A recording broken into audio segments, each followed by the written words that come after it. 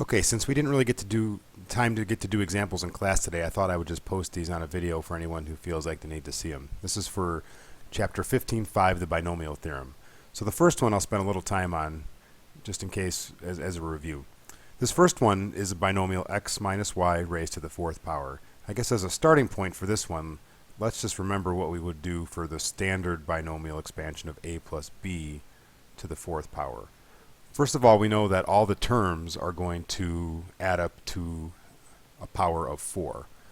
For example, we know there's going to be we know there's going to be 5 terms because we start with 0. So the first term here will be a to the fourth, b to the 0. There'll be a second term, a to the third times b, plus a third term, which will be a squared, b squared. Then another term, a b cubed, plus the final term, which will be a to the 0, b to the fourth power. So you have those 5 terms, all these exponents add up to 4, which is the original expansion. Now it's just a matter of putting the right coefficients in front of them, and we had a couple ways of doing that. The generic way is, this is where combinations come in. When it gets expanded out, we're essentially choosing 0 b's out of the 4 terms. So it's maybe a way to think of that is we're going to pick 0 b's from the 4 different factors. Remember, this was an expansion of a plus b, a plus b, a plus b, a plus b, and so it's kind of the number of ways we're going to choose 0 b's out of these 4 factors, and that's 4 choose 1. Same thing here, it's how many b's are we going to pick? Well, that's going to be 4 choose 1.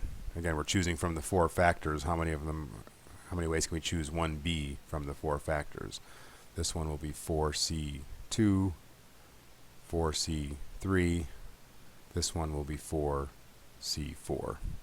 Now we also had a shortcut way to get these string of factors, which was from Pascal's triangle. So if we just off to the side write that, let's go ahead and do that, because for this one that'll be easier. So we'll just start with 1, 1. The second row is 1, 1. Now remember, the way we get each row of Pascal's triangle is we add the 2 numbers above it. If we're on a diagonal, we just add the 1 to the right or to the left. So this one will be 1.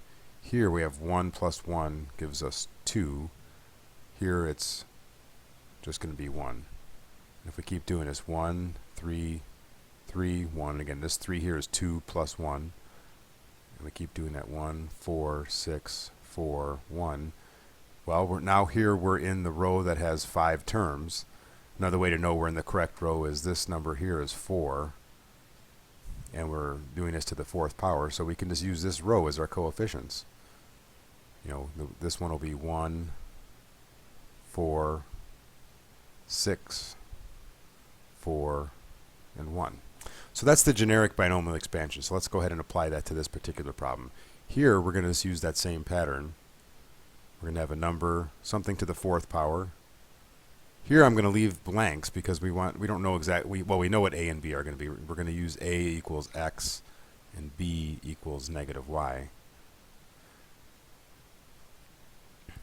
But let's just put placeholders in there. I recommend doing it this way because you'll be much less likely to make mistakes.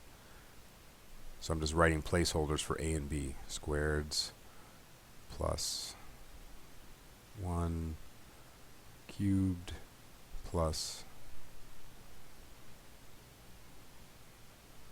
0, 4. And we've got to make sure to put these coefficients in, so I'm going to go ahead and do that now. Just going to write them in red here so we see them. 1, 4, 6, 4, 1. So all you can see is we've expanded this a plus b concept right down here, but I've left spaces for the a and b terms. Now it's just a matter of plugging in this. So a is going to be a simple one. It's just going to be x, x, x, x, x. Now b is negative y, so we're going to go ahead and put that in here.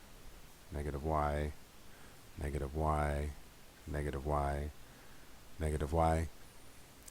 And now we just have to simplify these terms, make it look a little nicer. Here, anything to the 0 is going to be 1, so this first term is just going to be x to the 4th power. Here we have negative y to the 1st power, so that's going to create a negative here. x cubed y with that 4 in front. So it's going to look just like the binomial expansion, but we have this negative sign because negative y, we have the negative 1 to the first power. Here, just going to have the 6, we have x squared, and then negative y squared is just going to be y squared. We don't have to worry. So this sign is going to stay positive for this one.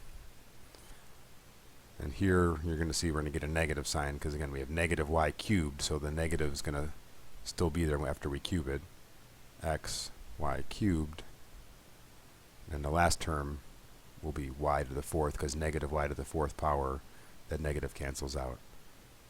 And that would be the long explanation for how we expand this one out.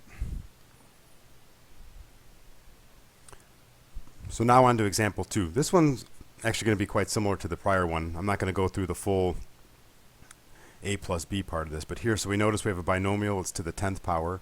So here, and here we're just finding the first 4 terms. It would take kind of a long time to, or be a long time to write out all 11 terms. And you'll see the numbers get relatively big too. So what we're going to do here is, we're just going to start off with our template. We know that first term is going to be to the 10th power, something to the 0. And the next one, again, this marches down by 1. This one marches up by 1. 9th power, first power. Do this to the 8th power, to the 2nd power.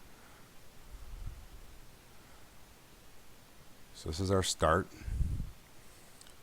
So we know those are the terms. Now we need to know what the coefficients of the terms are. And again, this is where the combinations come in. And again, the fact that we started off with these exponents here can help us write the combinations. Really all we're going to do is this 10 is going to be the total here, or the sum of the exponents, and then we're just going to say 10c0. Next one is going to be 10c1.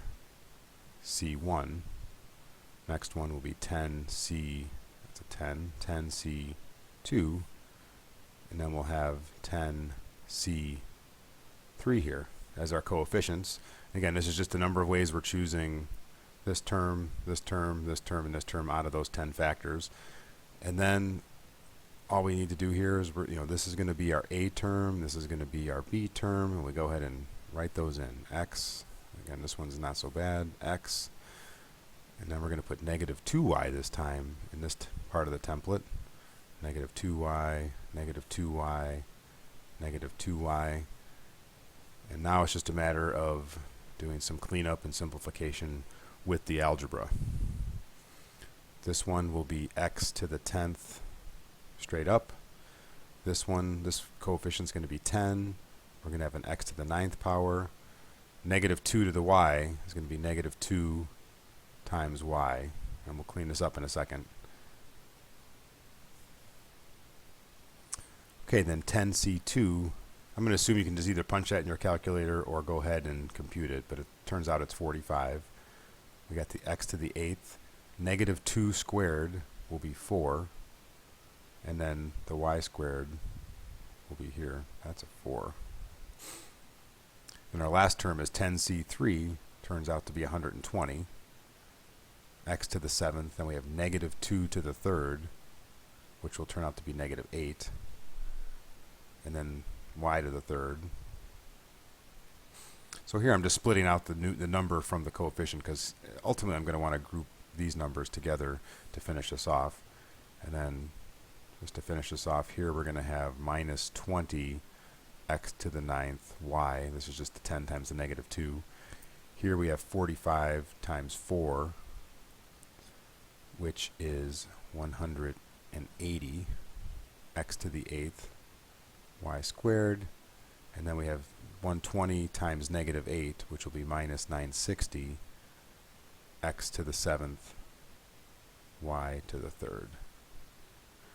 And that'll be our first 4 terms of the expansion. Maybe I'll just put this, oops, too thick. Maybe I'll just put this dot, dot, dot there to make it clear that we're only writing out the first 4 terms. And our last example here is just sometimes you want to do a targeted find of a specific term in the expansion instead of writing it all out. So this problem is asking us to find just one term, the 4th term of the expansion of x plus y to the 9th. First thing we need to remember is that when we find the fourth term, what is that going to mean about the exponents? Well, remember the terms start at 0. So when we count up from 0, 0, 1, 2, 3, we see that the fourth term is going to actually involve something to the third power. So that's going to give us the clue we need to go ahead and find this fourth term. We know that as we count up the second term, it's going to go 0, 1, 2, 3. So we know that's going to be to the third power. We know that the sum of the exponents has to be 9, so that's going to tell us 6. And then we know the coefficient of this term is just going to be the 9 ways we can choose this term. Sorry, the 3 ways we can choose this term from the 9.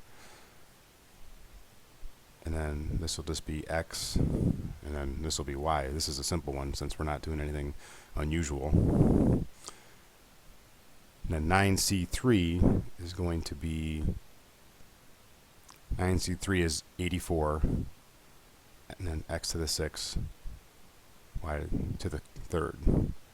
And that would be the fourth term of this expansion. One thing I did want to point out here is I keep talking about choosing the y 3 times out of the 9 factors. Well, it kind of doesn't matter. We could have actually chosen for this term the 6, choosing the 6 x's, as we know, and we saw this identity in class the other day. This could have used this as the same approach to get the same answer. So instead, we still have x to the 6, y to the third. But here we used how many ways can we choose 3 y's out of the 9 terms. Here we're thinking of how many ways can we choose the 6 x's, and this is still going to give us 84 x to the 6th y cubed. Because remember, we saw that identity that if we have choose r things out of n, that's going to be the same thing as choosing n minus r things out of n. Remember, if we choose 2 things, that's the same thing out of n. That's the same thing as the ways not to choose 2 things out of n. So this is just another way of seeing that. Another way to see that too is that Pascal's triangle is in fact symmetrical, which you probably noticed in class today. But remember, this triangle is essentially these combination terms. So the fact that, for example, this term and this term are the same because it's across the line of symmetry is another way of seeing basically this same proof here, that because this term here would have been 4c1 and this term was 4c3, and those are equal.